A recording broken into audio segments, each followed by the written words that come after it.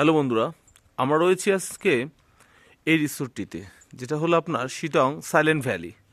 দেখতেই পাচ্ছেন, এটা আপনাকে একটু জুম করে নাম্বারও দেখিয়ে দেবো। আচ্ছা, এর সৌন্দর্যতা নিয়ে আর কি আর বলবো, অসাধারণ রয়েছে এটা। এর চারিদিকটা মানে অতি সাধারণ, কারণ চারিদিকে শুধু পাহাড় আর পাহাড়। সেটা আপনাকে দিনে এখন তো ভোর আর্লি ইন দ্য মর্নিং, তো আপনাদেরকে যদি আর একটু পরে দেখাতাম আরও বেটার হতো। তাও এখানে কী কী রয়েছে সেটা আপনাদেরকে একবার দেখাবো।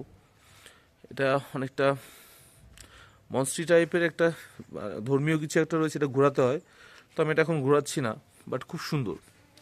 এছাড়াও রয়েছে একটা খুব সুন্দর একটা কুকুর।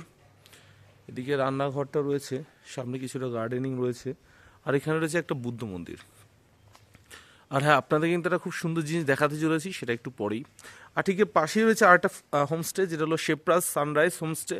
এর নাম্বারটা যা আছে সব দেখিয়ে দিচ্ছি আপনাদেরকে, চাইলে আপনারা কন্ট্যাক্ট করতে পারেন। এটা অনেক সুন্দর। এবার কথা হলো যে কোনটা বেশি সুন্দর, সেটা আপনারা দেখাবো। এটা আমরা ভাড়া নেই, বাট খুব ফ্রেন্ডলি এরা। তো আমরা এদের যাচ্ছি, এদের দোতলায় বা রুপটপে, দেখি কি দেখা যায়। আপনাদের একটা সুন্দর জিনিস দেখাতে চলেছি। চলুন উপরের দিকে ওঠা যাক।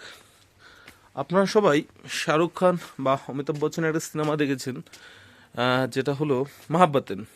তো ওই সিনেমায় অনেক পাতা দেখেছেন, ঐশ্বরিয়া হাঁটে, শাহরুখ খান হাঁটে, আর পাতাগুলো পড়ে, এই সেই পাতা। আর যে গাছটা থেকে ঝরে, এটা হলো সেই গাছটা। চলুন এই গাছটা আরও ক্লোজ থেকে দেখাই। আর একটা জিনিস রয়েছে কিন্তু এক্সাইটিং, সেটা দেখাবো আপনাদেরকে। দাঁড়ান, দেখাচ্ছি। এই সেই পাতা, এটাকে ম্যাপল ট্রি বলে, বাট আমরা তো বাঙালি সাদামাটা, আমরা এটাকে বলি মহাব্বতের সেই সিনেমার গাছ। দেখুন সেই পাতাগুলো প্রচুর পরিমাণে রয়েছে, সেই গাছের পাতা। এবং কাছ থেকে দেখাচ্ছি আপনাদেরকে। আর যেটা বলেছিলাম, একটা এক্সাইটিং জিনিস যেটা আপনাদেরকে দেখাবো, সেটা হলো এখানকার ভিউ।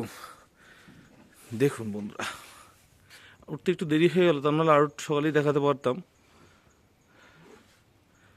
দেখতে পাচ্ছেন কাঞ্চনজঙ্ঘাটা, এই যে সাদা সাদা দেখতে হচ্ছে, এটাই কাঞ্চনজঙ্ঘা। তো এখান থেকে ওই শিটং থেকেও দেখা যায়। ভোর 5টা বা 5:30 দিকে উঠলে আরও বেটার দেখা যেত। এখন এটা কুয়াশা নয়, এটা আসলে আপনার মেঘ, চারিদিকে মেঘে ভরে গেছে। তো বুঝতেই পারছেন, প্রকৃতিক সৌন্দর্য একদম ভরপুর। সকালবেলা রোদটাও দারুণ। আর এই যে নিশ্চয়ই দেখছেন, এই জায়গাটায় রাত্রবেলা ফায়ার ক্যাম্প করা হয়, মানে বুঝতেই পারছেন কতটা সুন্দর। এটাই বলার ছিল এখানে আসার সম্পর্কে।